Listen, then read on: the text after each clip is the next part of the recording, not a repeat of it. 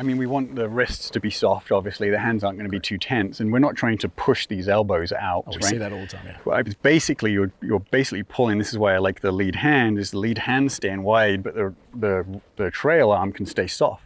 Welcome back to the channel, guys. Kerrod Gray here on the range today at the Madeiras Golf Club in San Diego, California. Standing next to me is Chris Mason. Chris, thanks for coming along, mate. Cheers. Chris is one of the top teaching pros in the game. He's taught everyone from the LPGA to the PGA to major championship winners. And today we're going to pick Chris's brain to improve your golf game at home. We're going to cover a bunch of excellent content. You certainly don't want to miss out on this one. Let's get stuck in.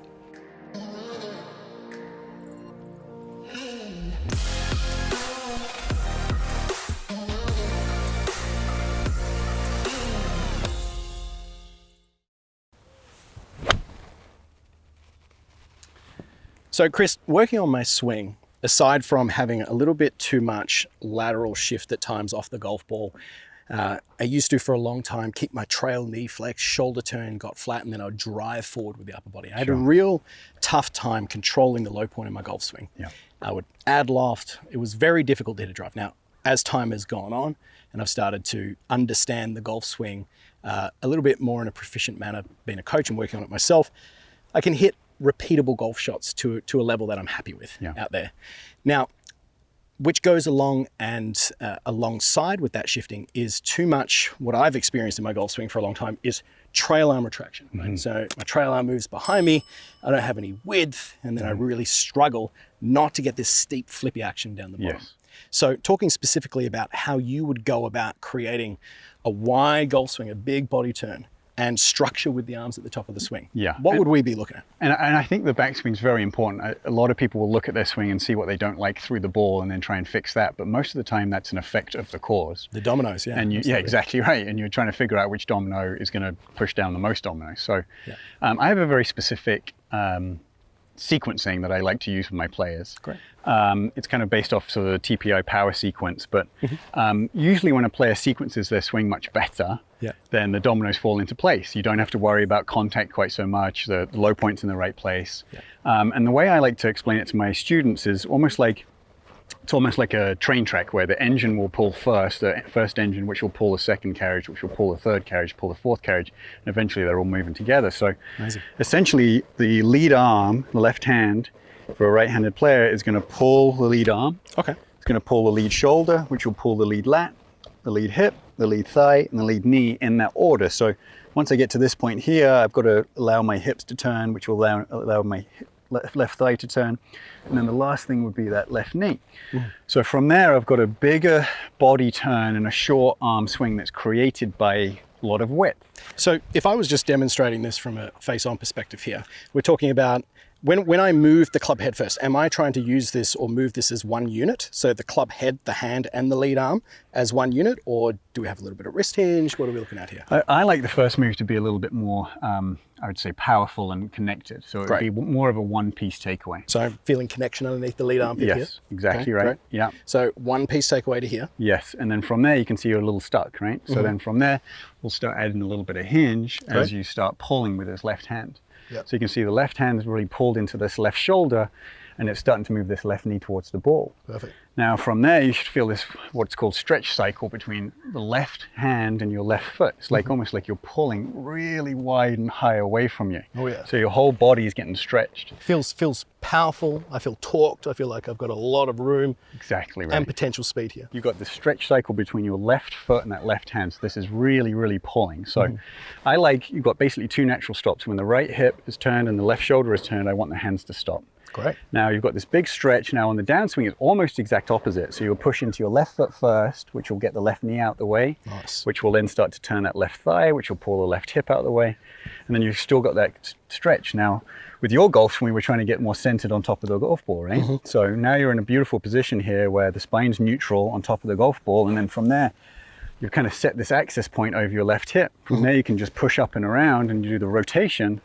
And what's nice here is you'll see less flip as you start to move around on this arc versus a lot of people will try and shallow the shaft with some side bend, and then from there they have to stop and flip it. Yeah. So a lot of it's the cause and effect. You can't just try and rotate and stop the flip. Most likely that's happening because of the side bend and then the arm release. So just a quick question in regards to the sequencing of getting this into a better spot. Let's say we've got this powerful one-piece move. Yeah. I'm feeling like I kind of stop this when my trail hip reaches maybe its maximum range. Is that kind of what exactly you're feeling right. there? Yeah. Okay, how do we stop this trail arm moving further behind? Or is that just an awareness that you go, your hands need to stop when your trail hip stops? Yeah, now I love width in my swing, right? Yeah. So when we're talking about the sequencing, I try and get my players to feel like there's this massive stretch and circle. Amazing. Right, so this circle will turn you around. Now it's not, the only way you could get it wrong is pulling too far off the ball and getting too lateral. So the width is kind of moving your pressure points into the trail side, but also with the width and the stretch, like this shouldn't break down. As soon as it breaks down, you've lost the width and therefore lost that stretch cycle. Yeah, great. So one experience that I have with a lot of players is when we are trying to work on creating width, they get too tense. And with tension, the technique tends to break down. So if I'm a player and I'm trying to get this nice big stretch cycle, let's say I'm straining as I try and get to the top, we're going to see this trail arm bend. So how do we get into a position, at least we're staying somewhat dynamic and a little bit more relaxed? So the weight of the golf club in itself will allow our wrists to naturally hinge because we're swinging around a circle, right? Agreed. So as we tend to get to this stage here, what's a cue or a reference that you would use for players that would tend to get too stiff in this manner here? Just softening? Yeah, I mean, we want the wrists to be soft, obviously. The hands aren't going to be too tense, and we're not trying to push these elbows out. We see that all the time, Well, it's basically, you're basically pulling. This is why I like the lead hand, is the lead hand staying wide, but the trail arm can stay soft. So that's going to allow the wrist to go softer and let this trail arm kind of stay in front of you and be softer. Get that beautiful 90-degree angle with the trail arm at the top. And the drill I love to do is have the players almost go left hand low for a right hander.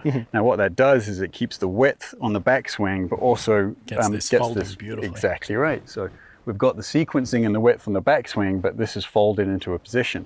Now on the downswing, that trail arm works beautifully inside, and it helps them kind of hold the angle on the downswing too. Wouldn't it be great if we could just all play golf cack-handed and then create the same amount of speed? So just as a reference, if I was in this position, my old swing would be a bit of a shift, a bit of a pull, arm structure would kind of break down, wrist extend, and then I would try and make the best of it for the rest of it. So if I'm feeling this wide stretch cycle, and do you try and combine those feelings? So I'm trying to get the wide stretch cycle with the trail hand higher. Well, straight away we can see that when you watch a lot of golf instruction throughout the world, you'll see a lot of references to keeping the elbows somewhat together and actually just shifting these hands around.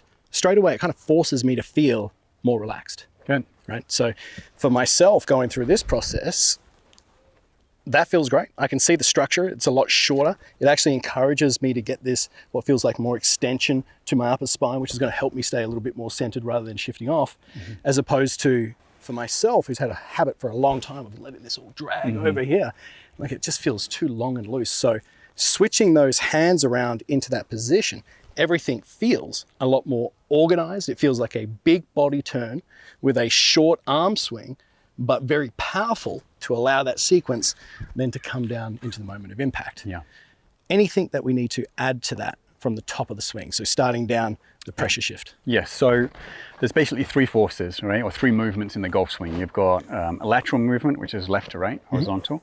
You've got vertical motion, which is up and down, and you've got a rotary motion. And we're trying to combine all those up. Now, if you've organized the backswing the way we've wanted to, with the big body turn, a little bit of depth and width at the top here, from there, it's basically moving the exact opposite angle. We're trying to go laterally and vertically down into the lead foot while you stay almost up and closed here. So the pressure would move kind of aggressively down into the lead So foot. not trying to drag those arms at all. Not pulling at all. No, everything's going to stay wide and up, right? That's why I love the width, because it organizes everything nicely to the top. From there, there's a lot of pressure down and forward. Now I'm not opening up immediately. I'm staying closed. That allows the club to shallow and get on plane. And then from there, I can use that pivot that we did basically with that trail foot back. So we can see that where players would get a little bit mixed with the message here, is they would go, oh, well, that's the part that hits the golf ball.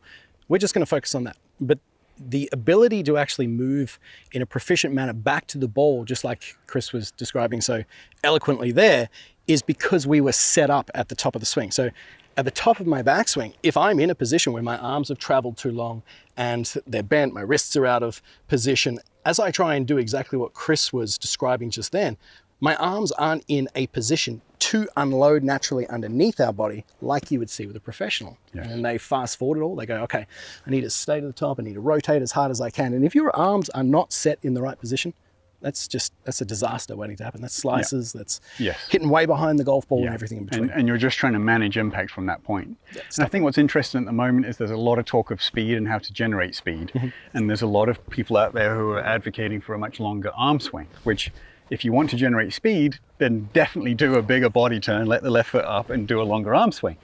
But most players that I've seen with this longer arm swing is when they start to rotate out, left shoulder gets up too early and then they flip the club. And we see this all the time. The hands are high, right? Whereas we see with the professional, by the time that they would actually be down by that stage. Exactly right. It's not that this is in a different position, but time and place with the handle of the golf club would be so much further down and in front. Exactly right. That's the cover front of Golf Digest right there, yeah. Exactly right. And then from there you can pivot. So I don't love arm length unless you're trying to hit it considerably further. Would do that for someone who needs that. Okay. But my preferences would be, as we've explained, that bigger body turn with a short arm swing, because from there the pressure can go vertically and laterally down into the lead foot.